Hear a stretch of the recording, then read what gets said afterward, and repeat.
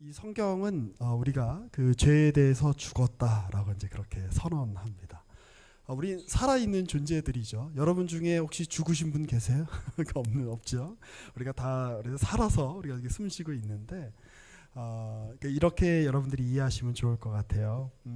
제가 전에도 한번 그런 비유를 드렸는데 제가 이제 우리 그 개인적으로 하는 이제 모임 중에 그 탈북민 분들하고 같이 모여서 하는 기도 모임이 있어요.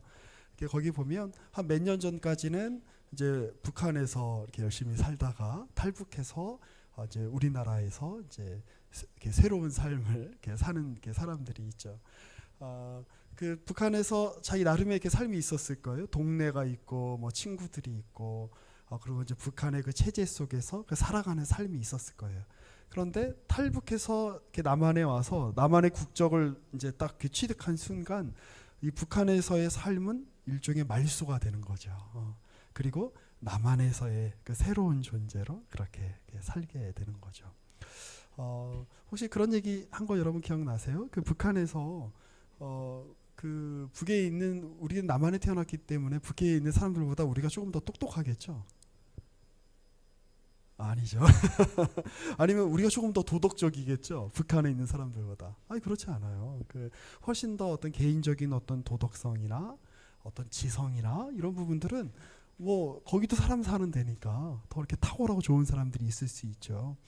그런데 물론 우리는 선이고 저들은 무조건 악이야 뭐 이런 얘기를 하고 싶지는 않아요. 그러나 자신의 그 똑똑함을 가지고 제가 이제 그런 뉴스들을 볼 때마다 너무너무 마음이 아파요.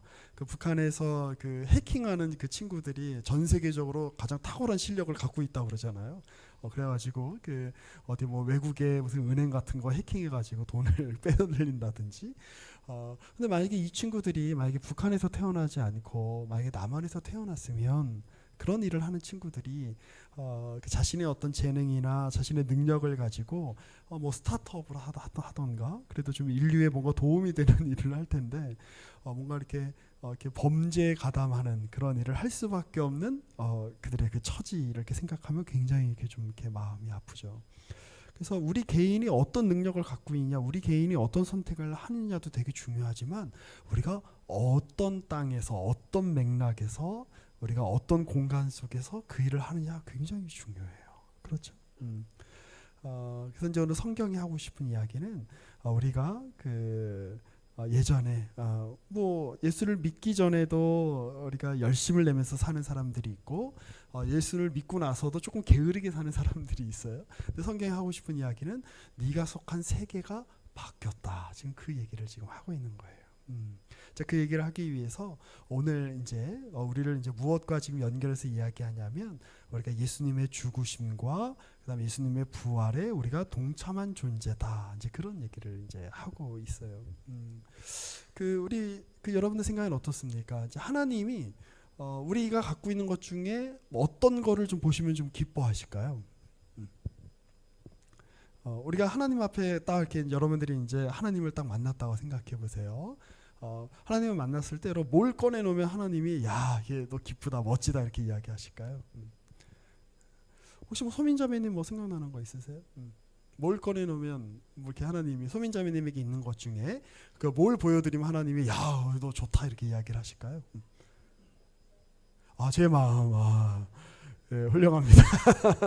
그래 좋아요. 좋습니다. 우리 오늘 은재자매님 너무 기도 잘해주셨는데 하나님이 딱 은재자매님 만나주셨을 때 뭘 은재자매님에 있는 뭐를 이렇게 딱 보여주면 하나님이 이렇게 흡족하다, 또 대단하다 이렇게 얘기해 주실까요? 표정이 내가 다음부터 내가 기도 하나 바라야겠다. 은재자매님의 기도? 한번 곰곰이 생각해 보세요. 이제 뭐 마음 맞아요. 이렇게 맞는 말인데 우리 인간이 가지고 있는 것 중에 혹은 인간이 만들 수 있는 것 중에 하나님을 만족시켜 드리거나 기뻐할 수 있는 게 있을까요? 맞아요. 예준 정확해요. 고개를 이렇게 덜덜레덜 흔들었어요. 없어요. 그렇죠? 우리가 할 수 있는 최선을 한번 생각해 보세요. 인간이 할 수 있는. 인간이 아무리 그 좋은 뭐 이렇게 재물을 모은다 그래도 아무리 우리 사회에서 우리 인간 사회에서 가장 귀중한 보석이라 그래도 뭐 예를 들어 다이아몬드를 한 이만한 혹은 뭐 제 머리통만한 다이아몬드를 하나님 앞에 가져간다 그래도 하나님이 뭐 그거에 대해서 시덥지 않게 생각하시지 않을까요? 그렇죠? 이 우주 어딘가에는 다이아몬드로 이루어진 지구보다 큰 행성이 있을 수도 있는 건데, 그렇죠? 아니면 우리가 할 수 있는 어떤 성취, 우리가 뭐 아름다운 노래, 최고의 어떤 조수미 씨 같은 우리가 최고의 어떤 그 기량을 갖춘 어떤 그 소프라노가 딱 돼서 그 목소리로 하나님을 찬양하면 하나님이 너 대단하다 이렇게 얘기하실까요? 아니요. 주님 곁에 있는 천사들은 인간이 낼 수 있는 그 어떤 소리보다도 아름다운 소리로 주님을 찬양할 거예요. 그러니까 제 말은 이제 우리가 갖고 있는 게 다 헛짓거리니까 다 뭐 이렇게 필요 없다 이런 얘기를 하려는 게 아니에요. 주님이 그럼 뭘 보시고 우리를 기뻐하시고 우리를 가장 영화롭다고 생각하시고 성경에 보면 주님이 우리 때문에 막 그 잠도 물론 주님은 주무시는 분은 아니지만 우리식으로 표현하면 이거예요. 우리 때문에 밤잠도 못 이루시고 우리를 보면 너무 좋아하시고 우리를 보면 너무 기뻐하신다고 이야기하시는데 도대체 우리가 갖고 있는 어떤 조건 때문에 주님이 우리를 그렇게 기뻐하실까요? 한번 곰곰이 한번 생각해 보세요. 근데 이런 거예요. 주님이 우리를 기뻐하시는 거는 제가 이제 어저께 뭐 거의 한 10년 만에 이제 이제 그 전에 이제 제가 예전에 사역했던 교회에 이제 청년이었는데 마침 요 근처 어디 동백에 이제 산다 그래가지고 이제 한 10년 만에 이제 만난 그런 이제 형제가 이제 한 명 있어요. 뭐 아저씨도 뭐 그 친구도 이제 40대 초중반의 아저씨인데 이제 집에 들어와서 이제 저는 이제 좀 이렇게 뭐 이렇게 음식을 뭘 이렇게 요리를 하고 있었고 제 아내도 이제 아는 사이고 옛날에 아내가 이제 청년이었을 때 다 알던 이제 사이여서 아내가 나가고 이제 제 큰 아이가 이렇게 다 이렇게 나갔는데 그 친구가 제 큰 아이를 보면서 뭐라 그랬을까요? 왜 목사님이 왜 여기 서 있지? 제가 그 얘기를 이제 듣고 제가 기분이 나빴을까요? 아씨 나를 좀 쟤랑 같이 비교를 해? 쟤랑 닮았다고 날 이야기하는 거야? 뭐 화가 났을까요? 제가 그 친구 막 멱살을 잡으면서 막 너 어떻게 내가 쟤랑 닮았다고 이야기할 수 있어? 이렇게 얘기했을까요? 아니요. 기분이 좋았어요. 나랑 닮은 존재가 있다는 게 저도 가끔 깜짝 놀래요. 제 애를 보면 닮았구나 이런 생각이 드는데 사람들이 너 정말 아빠 닮았다. 너 윤 목사님 닮았다. 이런 얘기 들으면 제 애는 좀 기분이 나쁠 수도 있을 것 같아요. 그런데 저는 기분이 좋아요. 그러니까 이게 이제 여러분 하나님이 어떤 그 나르시스트다 이런 얘기가 아니라 하나님을 기뻐하게 할 수 있는 것은 그러니까 신을 기뻐하게 할 수 있는 것은 신적인 것밖에 없다는 걸 여러분들이 기억하시면 좋을 것 같아요. 이거 신학자들이 내세운 아주 중요한 명제 가운데 하나예요. 신을 기뻐하게 할 수 있는 것은 신적인 것밖에 없어요. 마찬가지죠. 이제 그러면 하나님 너무 이기적이야 이렇게 생각하실 수 있는데 조금 바꿔서 한번 생각해 보세요. 그 인터넷 여러분 그 유튜브 동영상에 보면 그 카라얀이라고 그 굉장히 그 유명한 지휘자가 있으세요. 지금 돌아가신 지 꽤 오래됐지만 그 독일의 그 베를린 필하모닉이라고 하는 그러한 그 오케스트라를 뭐 세계적인 오케스트라로 만드는데 일조하신 분이죠. 저기 어디 여기 어디 있어요? 저기 보면 저기 써 있네요. 베토벤 그 9개의 심포니 카라얀 해가지고 저기 우리 LP로 이렇게 있는데 뭐 세계적인 그 정말 뭐 지휘자죠. 명장이죠. 지금까지 회자되고 있는. 요즘 사람들도 요즘 아무리 날고기는 교향악단과 지휘자라 해도 저때 소리를 못 만들어내 이렇게 이야기를 할 정도로 뭐 여러 가지 이제 뭐 배경이 있습니다만 그런데 그 우리나라의 그 유명한 소프라노인 아까도 말씀드렸던 조수미 씨가 굉장히 그 어릴 때 젊을 때 그 카라얀 앞에서 오디션 보는 게 있어요. 그 인터넷으로 이렇게 쳐보면 나와요. 이렇게 보면 굉장히 그 조수미 씨가 앳된 얼굴로 그 어마어마한 그 거장 앞에서 이제 너 한번 와봐. 그래서 너 이거 한번 불러봐. 이렇게 막 부르는 거예요. 그래 잘 부르네. 너 혹시 너 이거 한번 부를 수 있어? 그러니까 그게 도저히 뭐 이렇게 너 한번 불러봐 해서 부를 수 있는 노래가 아니에요. 뭐 예를 들어 이렇게 밤의 여왕의 오페라 중에 뭐 이제 그 아주 어려운 막 그런 그 대목 막 이런 건데 너 한번 불러봐. 그러니까 뭐 조세민 씨가 그 자리에서 이게 될까 이렇게 약간 갸우뚱하더니 막 이렇게 불러요. 사람이 낼 수 없는 소리를 막 내요. 그러니까 그렇게 바라보던 그 카라얀의 그 표정이 굉장히 그 흐뭇하게 이렇게 보면서 경이롭게도 보고 흐뭇하게도 이렇게 보면서 내가 많은 소프라노를 만났지만 너 같은 애는 처음이야. 그러면서 그 기뻐하는 모습을 볼 수가 있어요. 그 거기서의 기쁨이란 뭘까요? 음악의 어떤 절정에 그 도달한 사람이 그 자기 앞에 어떻게 보면 까마득한 후배죠. 자기 자식보다도 어린 사람이죠. 그 사람이 왔을 때 그 안에 어떤 자기가 추구하는 어떤 음악의 어떤 영혼이, 자기가 어떤 그 추구하는 어떤 음악의 수준이 이 사람 앞에 있는 걸 볼 때에 거기서 오는 어떤 감흥, 그 감흥할 때 느껴지는 그 감동, 그 감격, 이런 것들이 어떻게 보면 이제 그런 대가들의 세계에서 이렇게 흘러나오고 있는 거죠. 우리 그 영어에 대화라는 말을 우리가 다이얼로그라고 하잖아요. 근데 그게 원래 이제 헬라어에서 온 거예요. 디아스 로고스라는 말에서 원래 온 건데, 디아스라는 말은 무엇 사이에라는 뜻이에요. 로고스라는 말은 여러분 다 아시죠? 우리 이성 혹은 정신, 때로는 영혼 이런 말로 쓰여요. 그럼 대화라는 거는 뭘까요? 함께 말을 건네주고 받으면서 상대방의 영혼과 나의 영혼이 감응하는 행위가 바로 대화인 거예요. 그래서 이 그리스 사람들에 있어서 이 대화는 굉장히 중요하죠. 그러니까 단지 그냥 신변 잡기를 이야기하거나 단지 어떤 그런 뭐 가십거리를 이야기하는 그런 시간이 아니라 내 영혼과 상대의 영혼이 깊은 교감을 나누는 시간이 바로 대화의 시간이다라고 하는 거예요. 그런데 내 영혼이 상대의 영혼을 알아보려면 비슷해야, 동종이어야 알아본다라는 전제가 있었어요. 그리스 사람들에게는. 뭐 마찬가지예요. 저도 이제 가끔 보면 좀 이제 미안합니다. 제가 이렇게 한 분을 지칭해 미안한데, 제가 우리 좀 중역 형제를 보면 제가 그런 걸 좀 느낄 때가 있어요. 이렇게 보면 늘 이렇게 머리를 깎으시고 이렇게 왜 이렇게 유별나게 살까 사람이. 그래도 이렇게 오면 왠지 중역 형제, 제가 오늘 아침에 갔는데 오늘 옷도 약간 승복 같은 느낌이 좀 있어요. 왠지 만나면 이렇게 왠지 이러고 인사해야 될 것 같고. 근데 약간 제 한 젊은 날을 보는 것 같아서 신기해요.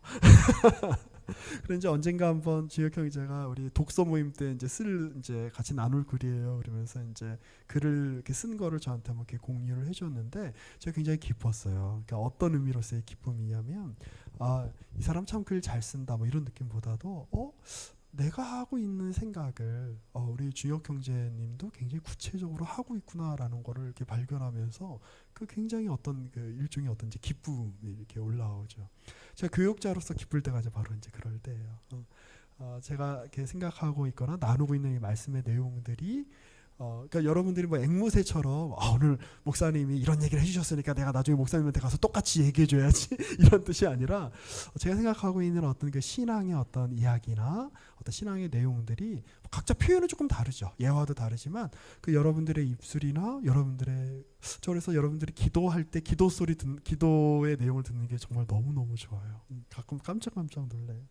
우리 원재자매님도 그렇고, 우리 얼마 전에 우리 현세 형제님 기도했을 때도 그랬고, 제가 생각하고 있는 어떤 신앙의 내용들이, 제가 바라보고 있는 어떤 그런 하나님에 관한 내용들이 여러분들의 입술을 통해서 그렇게 표현될 때 굉장한 그 사역자로서의 그 기쁨이 제 안에 이렇게 올라오죠.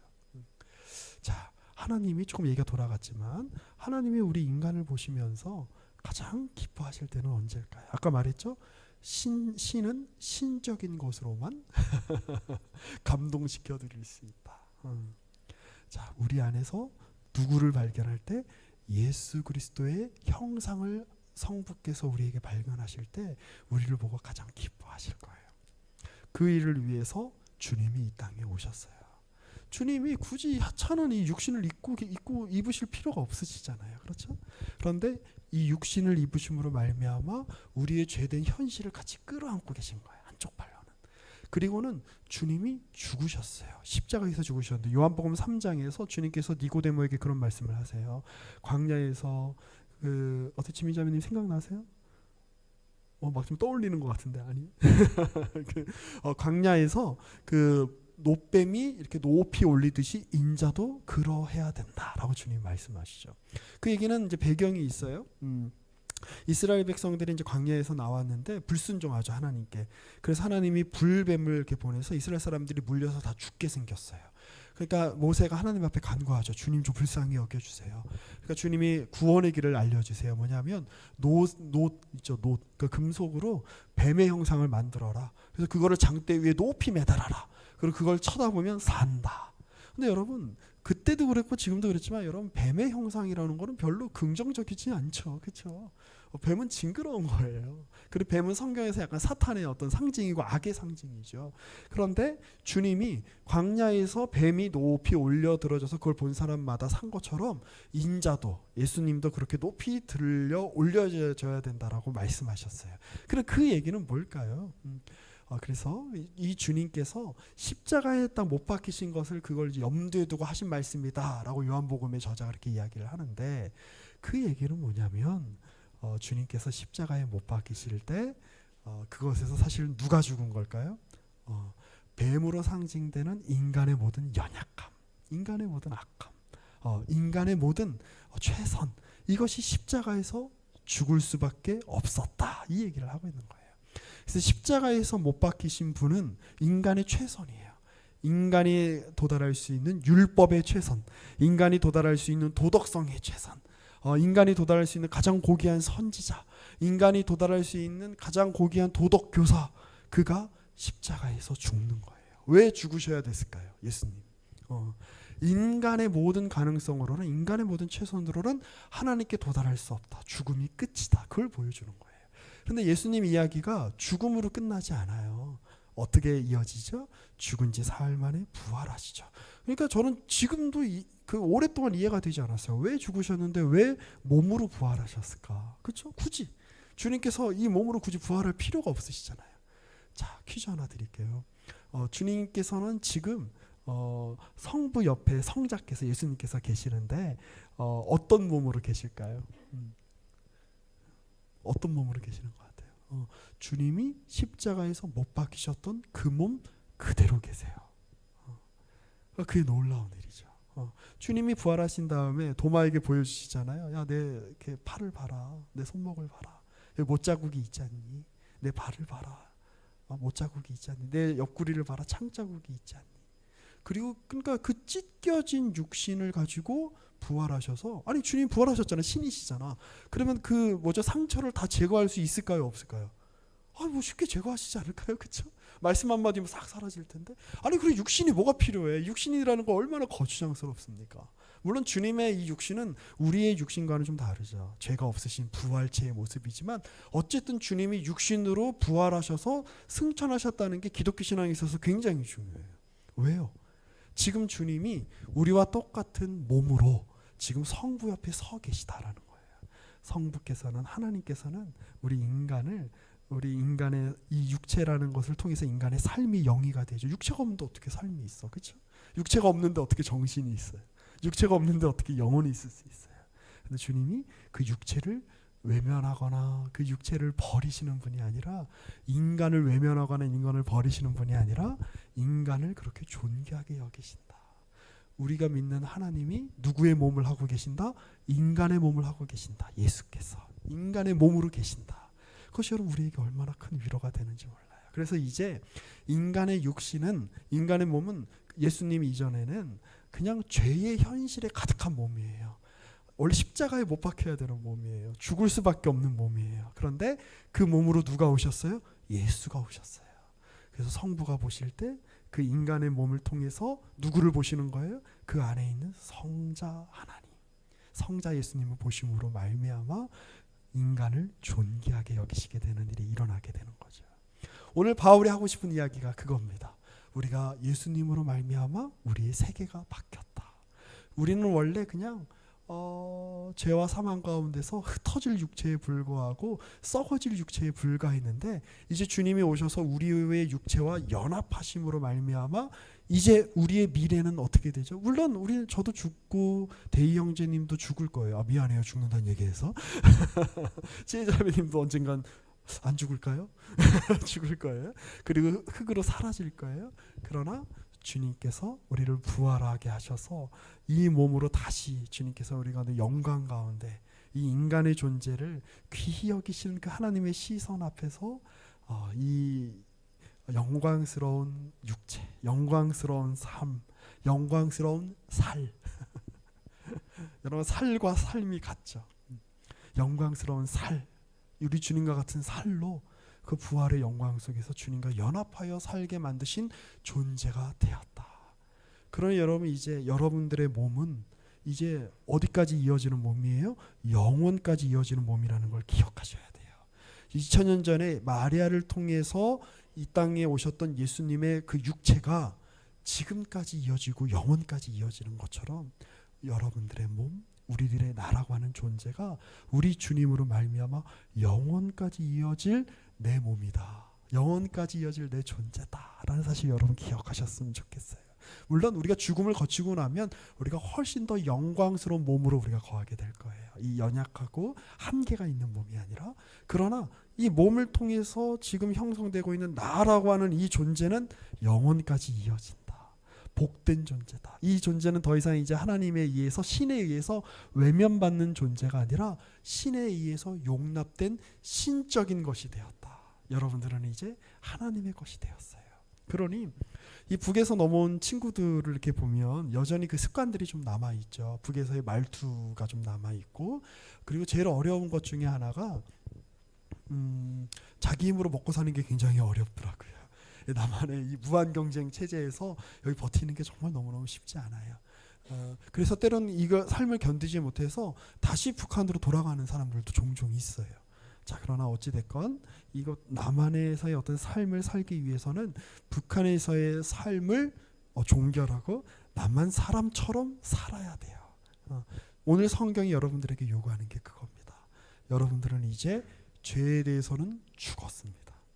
여러분들은 이제 혹시 그러니까 옛사람의 성품들이 우리가 아직 남아있기 때문에 죄의 습관들이나 어떤 죄의 어떤 형상들이나 죄의 어떤 모습들이, 죄의 그림자들이 우리 가운데 언뜻 나타날 수 있어요. 그러나 본질적으로 여러분들은 죄에 대해서 죽은 존재들이에요. 여러분들은 누구에 대해서 살아있는 존재들입니까? 하나님께 대하여 살아있는 존재들이에요. 그래요. 제가 여기서 이제 설교를 마무리하려고 했는데 여기까지 오면 분명히 또 예화가 하나 필요하겠다는 생각을 들었어요. 자, 이 얘기는 뭐냐면 이렇게 이해하시면 여러분들이 좀 좋아요. 또 이렇게 예화를 들면 제 아내가 싫어하겠지만 제가 결혼 이전에 조심해야 되는데 뭐 제 아내도 압니다. 제 아내가 첫 번째 여자친구는 아니에요. 제 아내는 제가 첫 번째 남자친구라고 이야기하는데 제가 믿을 수가 없어요. 그건 뭐 확인을 할 수가 없으니까. 뭐 이렇게 따로 좋아했던 사람들이 있었을 거예요. 저도 뭐 따로 좋아하는 사람들이 있었을 거예요. 근데 결혼과 동시에 저는 누구의 남편으로 불리게 되죠? 제 아내의 남편으로 불려요. 아내는 저의 아내라는 이름으로 불려요. 새로운 존재가 되는 거예요. 우리가 죄에 죽고 하나님께 대해서 살아있는 존재가 됐다라는 것은 바로 그렇게 관계론적인 용어예요. 제가 그래서 물론 마음속으로 결혼한 이유가 이거 되게 조심해야 되는데 혹시 이거 제 얘기를 할 수 없으니까 혹시 남현 집사님 결혼하신 다음에 우리 늘 박수진 집사님 생각만 늘 하고 사셨죠?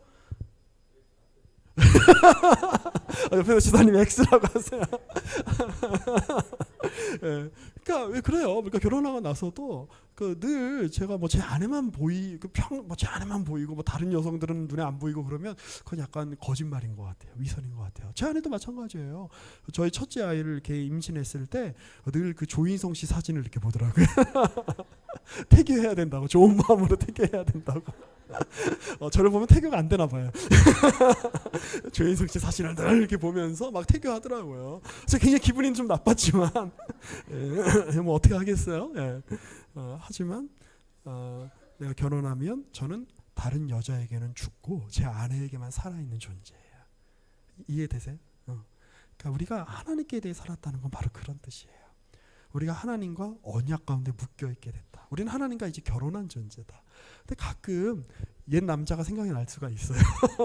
가끔 그 나쁜 놈이었지만 나를 막 학대하고 나 막 가스라이팅하고 뭐 그러던 놈이지만 가끔 지금 남자가 너무 좋아서 너무 선하고 좋은데 가끔 옛 남자가 생각날 때가 있어요. 그러나 성경이 이야기하는 거야. 너는 이미 그 남자와 너는 이미 그 여자와는 관계가 끊어졌다. 그런 마음이 들 수는 있지만 그러니 그 남자와 사귀었을 때처럼 살았을 때처럼 살지 말아라.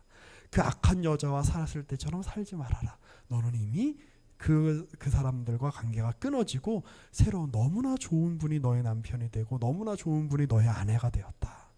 너희는 하나님과 결혼한 존재다. 그럼 이제 어떻게 해야 돼요? 어떻게 살아야 됩니까? 저는 어떻게 살아야 될까요? 제가 제 아내와 결혼하지 않은 것처럼 매일 집에 들어가지 않고 다른 여성과 밤을 지새우고 그래도 괜찮겠죠? 제 아내는 은혜롭고 자비로우신 분이시니까. 제가 그걸 상상하는 것만으로도 제가 지금 고개를 절로 못 돌리고 있잖아요. 그러면 뒤져요. 죽어요. 그러니까 내가 아내한테 죽을 수 있기 때문에 내가 다른 여성과 밤을 지새우지 않겠어 이렇게 마음 먹는 게 아니죠. 근본적으로 뭐죠? 사랑하기 때문에 주님이 먼저 우리에게 사랑을 보이셨고 주님이 우리에게 먼저 다가오셨고 주님이 우리에게 먼저 새로운 관계를 열어주셨어요. 자, 그러니 여러분 어떻게 사실래요? 죄의 종으로 사시겠습니까? 아니면 하나님의 종으로 사시겠습니까? 죄에 묶여서 죄와 결합된 죄와 결혼한 존재로 사시겠습니까? 아니면 하나님께 묶여서 하나님의 의로운 존재로 하나님과 결혼한 존재답게 사시겠습니까? 주님께서 오늘 여러분들에게 묻고 계십니다. 여러분들의 시간, 여러분들의 팔, 여러분들의 다리, 여러분들의 심장, 여러분들의 재능, 여러분들의 욕망, 여러분들의 하나님께서 주신 여러분들의 삶, 하나님께 묶여있는 존재처럼, 실제로 그렇지 않은데 그렇게 가장하라는 뜻이 아니에요. 그 존재답게, 제가 결혼했으면 결혼한 남편답게, 제가 아이를 낳았으면 아이를 낳은 부모답게 살아야 되듯이, 목사면 목사답게 살아야 되듯이 여러분들이 하나님의 자녀이기 때문에 하나님의 자녀답게 사시는, 다시 살아난 존재답게 사시는, 부활을 아는 자답게 사시는, 부활을 믿고 하나님을 믿는 자답게 여러분들의 모든 것을 그렇게 드리는 저와 여러분 되기를 이 말씀을 들어 권면하고 축복합니다. 함께 기도하겠습니다. 우리 잠시 함께 같이 우리 기도할 때 우리의 마음을 좀 주님 앞에 다시 한번 다짐하며 좀 기도했으면 좋겠어요.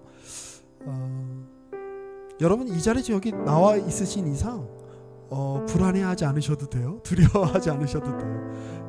하나님과의 여러분들과 상관이 없으시다면 여러분들 이 자리에 나올 수 없었을 겁니다. 여러분들이 지금 여기 나와서 이렇게 하나님을 떠올리고 여러분들이 지금 여기 이렇게 나와서 하나님의 말씀을 듣는다는 것 자체가 여러분들께서 하나님께서 여러분들을 언약 가운데 은혜로 부르셨다는 걸 뜻해요.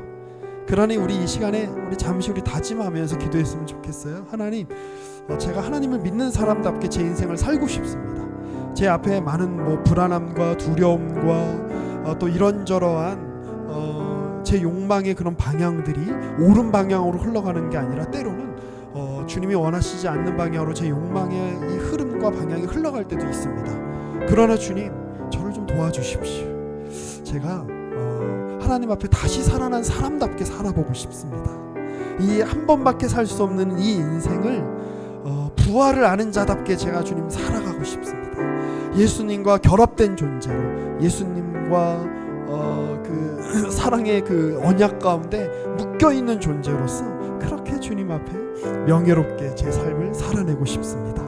우리 그렇게 잠시 우리 자신을 좀 하나님 앞에 이렇게 내어드리면서 좀 기도하는 시간 가졌으면 좋겠습니다. 같이 함께 기도하겠습니다.